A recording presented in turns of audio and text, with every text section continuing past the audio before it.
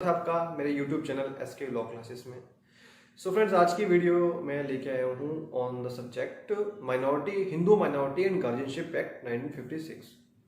So friends, अगर आपने मेरी पहले की वीडियोस देखी होगी तो आपने देखा होगा कि हिंदू लॉ की मैं already Hindu marriage act, Hindu adoption maintenance act की वीडियो मैंने अपलोड की थी। सो नाउ ये उसका थर्ड इंपॉर्टेंट मेजर एक्ट है from the Hindu law, Hindu minority and guardianship act 1956। So friends, इसमें क्या है कि कोई इंपॉर्टेंट मतलब चैप्टर वाइज नहीं दिया गया है क्योंकि बहुत ही छोटा एक्ट है।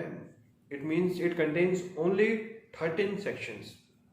सो आइए फ्रेंड्स, टाइम वेस्ट ना करते हुए हम इसको आगे ब्रीफ में जानते हैं according to bare act language, ताकि आपको बेयर एक्ट की लैंग्वेज में से आपको इजीली पता लग जाए कि उसमें टोटली मीनिंग क्या है बेयर एक्ट का और क्या एंटायर एक्ट की जो है लैंग्वेज है। सो फ्रेंड्स, आइए स्टार्ट करते हैं फ्रॉम सेक्शन 1। तो friends, Hindu minority and guardianship act में टोटल 13 सेक्शंस हैं जो कि स्क्रीन पे दिए गए हैं। अब इन्हें हम सेक्शन 1 से आगे डिस्कस करते हैं। सेक्शन 1 सबसे पहले है शॉर्ट टाइटल एंड एक्शन, जो कि आप स्क्रीन पे देख रहे हैं। तो शॉर्ट टाइटल किसी भी एक्ट का उसका शॉर्ट टाइटल उसका मीनिंग होता है कि उसको किस एक्ट को नाम से जाना जाएगा। जैसे कि इसमें जो एक्ट है, दिस एक्ट में be called the Hindu minority and guardianship act 1956। और फ्रेंड, ये एक्ट एक्सटेंड करता है from the whole of India.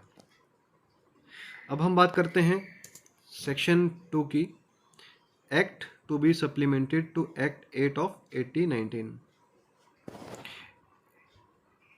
It means कि जो एक्ट है, यानी कि सेक्शन 2 कहता है the provisions of this act shall be in addition to and not save as hereafter expressly provided in derogation of the guardians and wards act 1890। तो friends, section 2 काफ़ी important है। Section 2 देखते हैं क्या कहता है। सेक्शन 2 में basically guardian and wards act 1819 जो एक्ट पहले पास हुआ था, तो इसमें कहते हैं कि ये जो Hindu minority and guardianship act है वो बेसिकली उस एक्ट का सप्लीमेंट एक्ट है। अब इसमें क्या है कि जो पहले गार्जियन वार्ड्स एक्ट पहले आया था तो उसमें कुछ प्रोविजंस ऐसे हैं, बहुत सारे हैं जो गार्जियनशिप से रिलेटेड हैं, बट उसमें अगर कोई गैप है या फिर कोई भी डाउट्स हैं तो उसको फिलफिल करने के लिए Hindu minority and guardianship act कहा गया। सेक्शन 3 देखते हैं, एप्लीकेशन ऑफ एक्ट, यानी कि एक्ट किन पे अप्लाई होता है। तो जैसे फ्रेंड, जैसे कि हमने Hindu marriage act, Hindu succession act and Hindu adoption and maintenance act में देखा कि ये एक्ट भी उन लोगों पे अप्लाई होता है। यानी कि पहला, who is Hindu bye religion, जो लोग हिंदू हैं बाय रिलीजन हैं उस पर अप्लाई होता है। Second, Buddhist, Jain and Sikh bye religion, जो कि बौद्ध हैं, सिख हैं, जैन हैं, उन पर भी एक्ट अप्लाई होता है। और तीसरा है who is not Muslim, Christian, Parsi और ज्यूस, यानी जो लोग मुस्लिम, क्रिश्चियन, पारसी नहीं है उन पे एक्ट अप्लाई नहीं होता है। सेक्शन 4 में बेसिकली ओनली डेफिनेशंस दी गई थी। और अब हम बात करते हैं सेक्शन 5 की, जो कि है कि ओवर राइडिंग इफेक्ट ऑफ, यानी कि जो इस एक्ट के जो इफेक्ट हैं वो ओवर राइडिंग इफेक्ट क्या होंगे अदर एक्ट्स पे। तो इसमें दो बात कही गई हैं। पहली है कि अगर कोई भी कस्टम या यूसेज इस एक्ट के कमेंसमेंट होने पहले इफेक्ट में था या फोर्स में था, तो जहाँ तक इस एक्ट के प्रोविजंस होंगे उसको कस्टम यूसेज अपना इफेक्ट इस पर खो देंगे। वहीं सेकंड पॉइंट कहता है कि अगर कोई भी लॉ एक्ट इस एक्ट के इन्फोर्समेंट कमेंसमेंट होने से पहले लागू था और अगर उस लॉ के साथ इस लॉ का कोई इनकन्सिस्टेंसी होती है, कोई भी मतलब कन्फ्लिक्शन होता है, तो वो एक्ट अपना इफेक्ट खो देगा।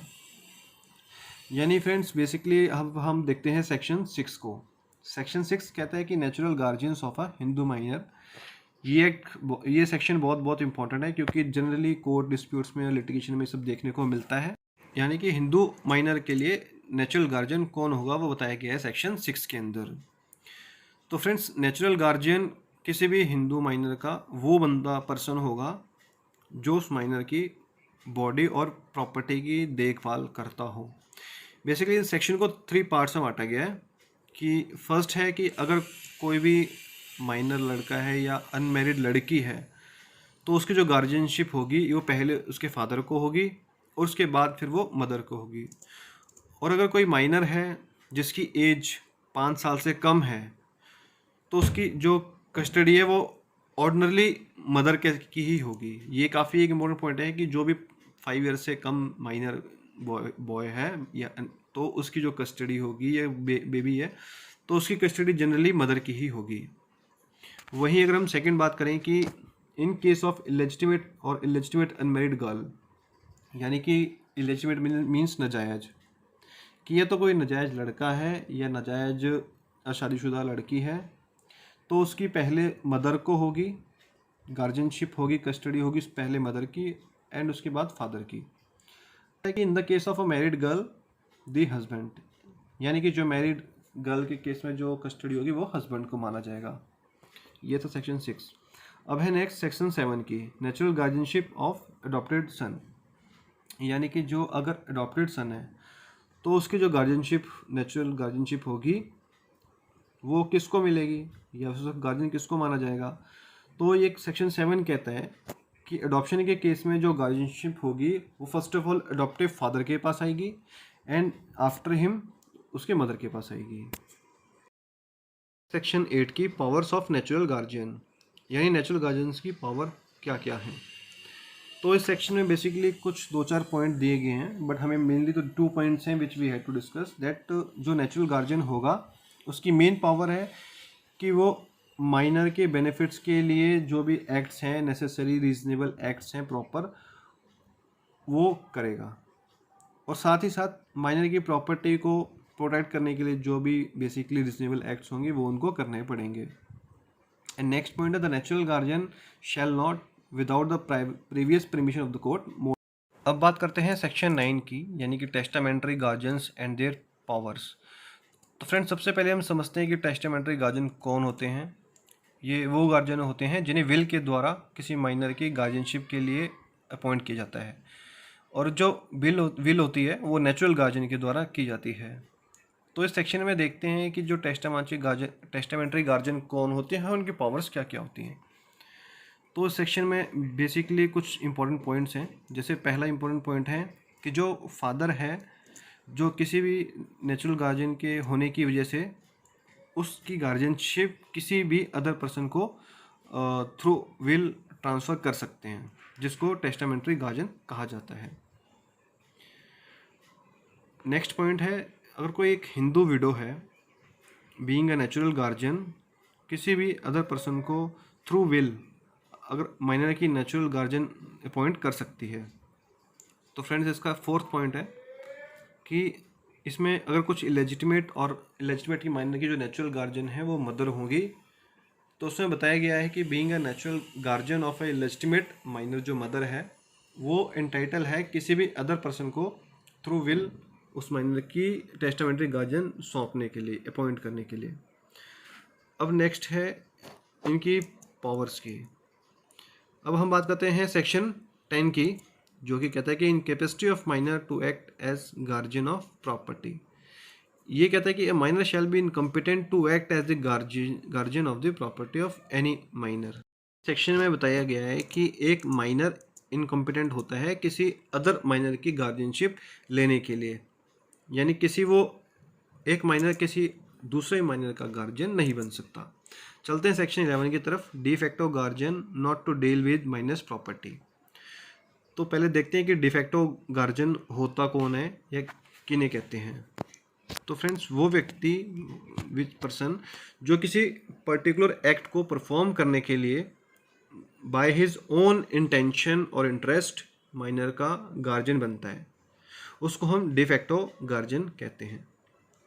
तो फ्रेंड्स सेक्शन 11 के अकॉर्डिंग जो भी कोई डिफेक्टो गार्जियन होगा वो माइनर की प्रॉपर्टी को डील नहीं कर सकता, ना तो वो डिस्पोज करता है ना ट्रांसफ़र, मतलब उसमें कुछ नहीं कर सकता उसकी प्रॉपर्टी पे। नेक्स्ट है section guardian not to be appointed for minor's undivided interest in joint family property. तो फ्रेंड्स इसमें क्या है कि अगर कोई भी किसी भी माइनर की अनडिवाइडेड इंटरेस्ट HUF में है तो उसके लिए किसी भी गार्जियन को अपॉइंट नहीं किया जा सकता। मेरा welfare of minor to be paramount consideration. तो फ्रेंड्स, अगर कोर्ट के द्वारा किसी भी माइनर के गार्जियन को अपॉइंट किया जाता है तो उसके लिए माइनर के इंटरेस्ट में कुछ वेलफेयर जमा करना होगा, ज़रूरी है, मैंडेटरी है। बिना किसी वेलफेयर को जमा करे कोई भी व्यक्ति किस कोर्ट के मतलब थ्रू गार्जियन अपॉइंट नहीं किया सकता, अकॉर्डिंग टू दिस सेक्शन। तो फ्रेंड्स, ये थी आज की वीडियो इन हिंदू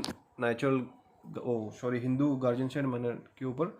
तो उम्मीद करते हैं आज की वीडियो पसंद आई होगी फ्रेंड्स, और आपको ये वीडियो पसंद आई तो प्लीज़ लाइक, शेयर, सब्सक्राइब कीजिए, ताकि इसमें हमने आपको पूरे important provisions Hindu minor act के आपसे शेयर किए हैं। तो I hope you like this video. If you like this video please इसको शेयर, लाइक, कमेंट, सब्सक्राइब जरूर कीजिए। अपने कमेंट्स, अपने व्यूज़ हमें देते रहिए। Thanks for